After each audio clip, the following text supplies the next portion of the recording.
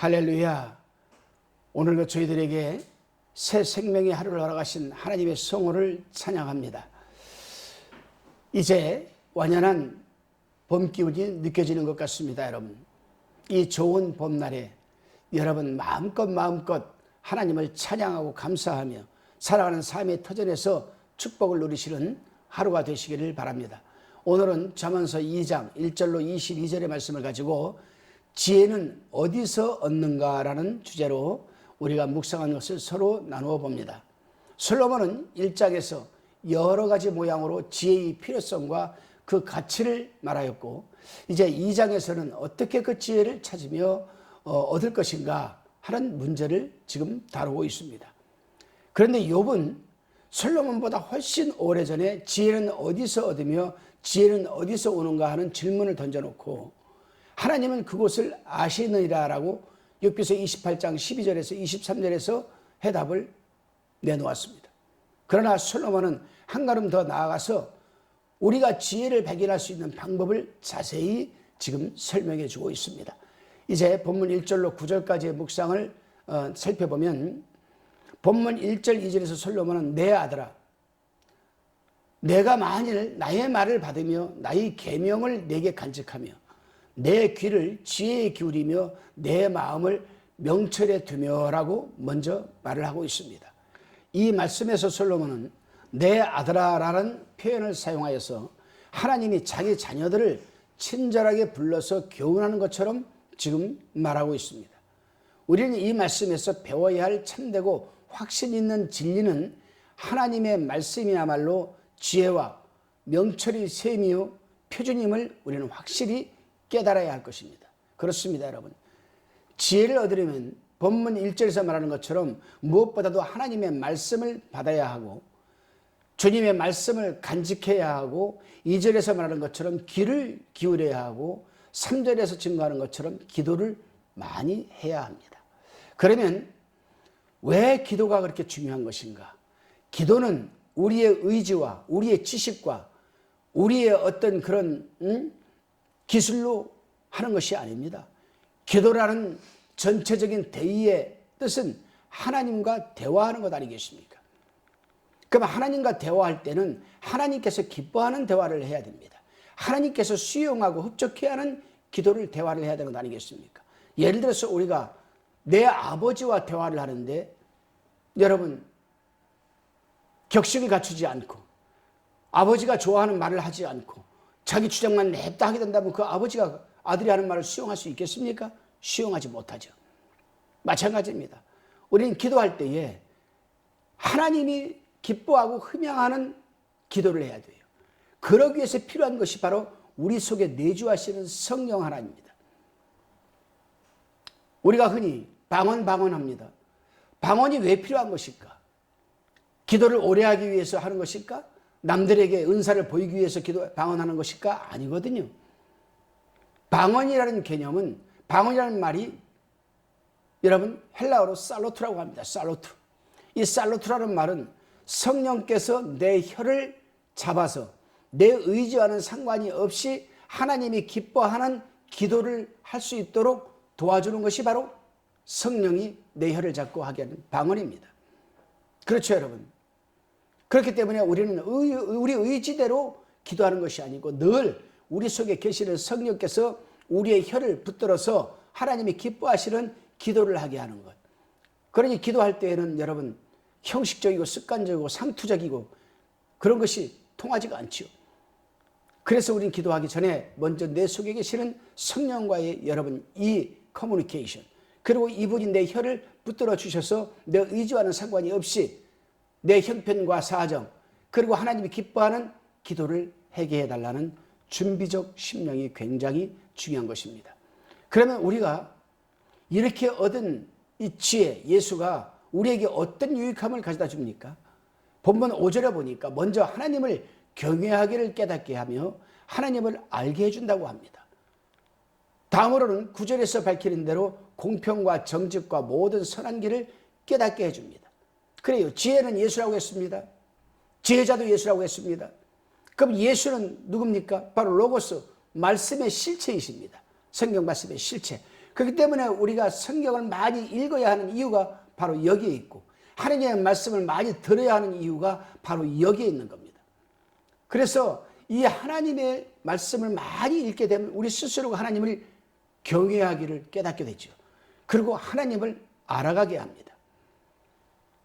그럴 때 우리에게 공평과 정직과 모든 선한 길을 걸어갈 수 있도록 하나님이 깨닫게 하시고 인도하게 되시는 겁니다. 오늘 한 날이 여러분에게 그날이 되시기를 바랍니다. 다시금 10절로 22절의 말씀의 묵상 내용입니다. 이제 솔로몬은 한 걸음 더 나아가서 지혜는 우리를 악인들에게서 건져주고 우리의 영혼을 즐겁게 해준다라고 본문 10절에서 지금 말하고 있습니다. 그렇습니다, 여러분.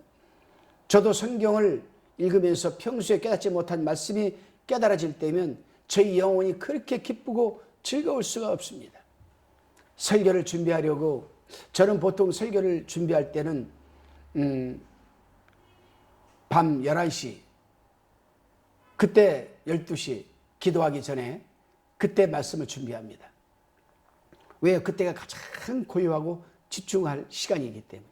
그런데요, 하나님의 본문 말씀을 정해놓고 읽고 설교 준비를 하려고 하면 설교 준비가 안 될 때가 있습니다. 참 답답해요. 답답하고 잠도 안 옵니다. 그런데요, 그러다가 내 속에 계시는 성령께서 성령께 기도를 합니다. 하나님, 지혜를 주시고 눈을 밝혀서 하나님의 의도하시는 뜻과 저자가 의도하는 뜻을 깨닫게 하여 주옵소서. 그래서 이 말씀에 기름을 붓게 하시고 이 말씀이 선포되어지게 되면 침체된 영혼이 소생되게 하여 주시고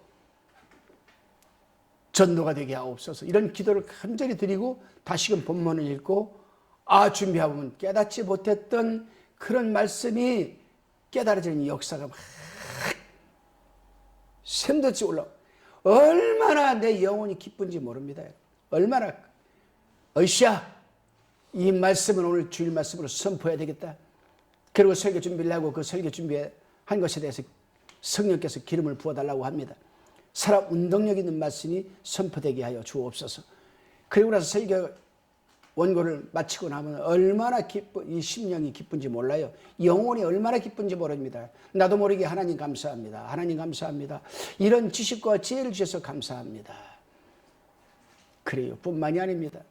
하나님의 진리를 깨달은 자들은 그 말씀을 지킴으로써 하나님의 인도와 보호함을 받게 됩니다. 그렇습니다, 여러분. 하나님의 진리를 받아들여서 깨닫게 되면 명철함이 생기는 것, 명철함이 생기는 것. 명철이 뭐냐? 곧 성도를 보호하여 악한 자의 길과 폐역을 말하는 자에게서 이 건져내 주시는 것이 바로 여러분 명철입니다. 이 부분을 12절에서 본문 12절로 15절에서 자세하게 지금 말해주고 있습니다. 그리고 16절로 19절을 살펴보면 우리가 얻은 지혜가 악한 여자들에게서 건져낸다고 합니다. 16절에서 말하는 음녀는 히브리어로 주르라고 하는데, 주르, 관계가 없는 여인, 이방 여인이라는 뜻을 가진 단어입니다. 하나님하고 관계가 없는 여인, 하나님을 믿지 않는 여인, 우상을 섬기는 여인, 뭐 그런 뜻을 우리가 말할 때 히브리어로 주르라고 합니다. 주르. 아마 솔로몬은 자기 자신이 늙은 나이에 사랑했던 이방 여자들을 생각하면서 교훈한 것으로 보여지게 됩니다. 그렇습니다, 여러분. 요즘은 남녀 서로가 사랑한다고 하고 당신 없이는 못 산다고 하면서도 막상 남자가 병들게 되거나 경제적으로 힘들어지게 되면 언제 그런 말 했느냐는 식으로 남편에게 이혼을 적용하기도 하고, 여러분, 이 결혼을 적용하기도 합니다. 또 어떤 여인은 철저히 계산적입니다. 남녀의 사랑의 관계는 계산이 필요 없어요. 국경을 초월합니다. 나이를 초월합니다. 그런데 21세기 요즘 여자들은 얼마나 철저히 계산적인지를 모릅니다. 자기가 결혼하기 전에 데이트하고 즐길 상대는 다른 거 필요 없습니다. 우선 외모가 멋져야 돼요. 키도 크고, 돈도 좀 잘 쓰고, 머리도 좀 많이 풍성하게 나고, 민 목사처럼 머리가 없는 게 아니라 머리도 좀 많이 나고, 어디 옆에 같이 팔짱 끼고 가도 사람들이 쳐다볼 정도로 좀 핸섬한. 근데 막상 결혼할 때 되면요, 전혀 180도로 바뀝니다. 키도 작고 뚱뚱하고 머리가 벗겨지든 말든 뭐니 해도 머니만 있으면 되고 능력만 있으면 된다. 야, 기가 막힌 현실. 철저히 계산적으로 상대를 만납니다. 그래도 양심이 있는 여자는 사랑한다는 말은 절대로 안 합니다. 안 해요. 그러면서도 둘이 만나면 정말 사랑하는 것처럼. 결국에는 사랑했다는 여인이 아무런 관계가 없는 사람이 되고 마는 것이 얼마나 요즘 많은지 모릅니다. 요즘은 그런다네요. 결혼을 했습니다. 자기가 원하지 않는 남자지만은 그래도 뭐니 해도 뭐니의 경제가 괜찮으니까 평생 고생은 않겠다 하고 결혼했습니다. 그런데 괌으로 신혼여행 가서 하룻밤 자고 돌아와서 그 다음날 이혼한다고 난리를 친대요. 이유는 모르겠습니다. 왜 그런지. 참 세상이요, 얼마나 지금 험악한 세상인지 모릅니다. 여러분, 진정한 사랑은 어떠한 상황에서도 어떠한 형편 가운데서도 여러분 버리거나 버림을 받지 않고 끝까지 그 사랑하는 마음을 유지하고 서로가 아껴주고 배려하고 그런 것이 진정한 사랑 아니겠습니까? 이 시대에 그러한 사랑이 있을까요? 있습니다. 바로 누구겠습니까? 바로 우리의 영원한 생명의 근원이신 예수 그리스도이십니다. 그래요. 솔로몬은 이런 말을 왜 했을까?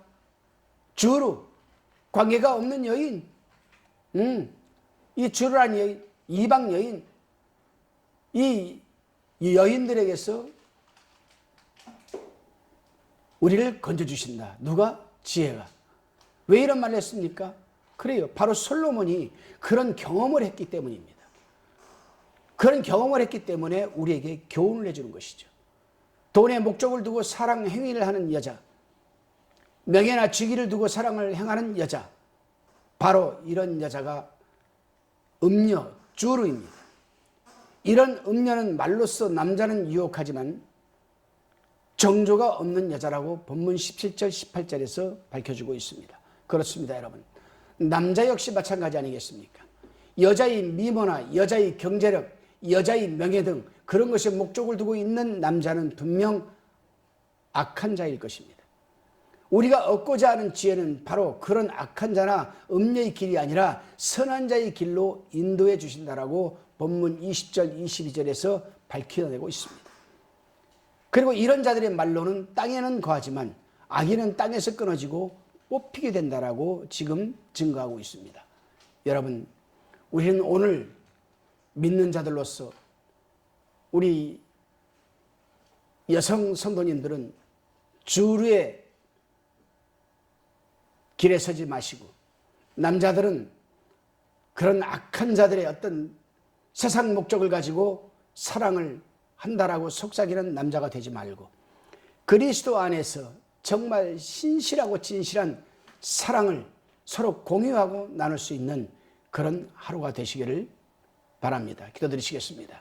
주님, 하나님을 경외하는 것이 지혜의 근본이라 하셔서 하나님을 경외하는 방법을 성경 진리에서 얻게 하여 주시고 그 얻은 진리의 말씀에 순종하여 명철을 얻게 하고 악한 자와 음료로부터 보호하여 주옵소서. 깨달음을 주신 우리 주 예수 그리스도의 이름으로 기도드리옵나이다. 아멘.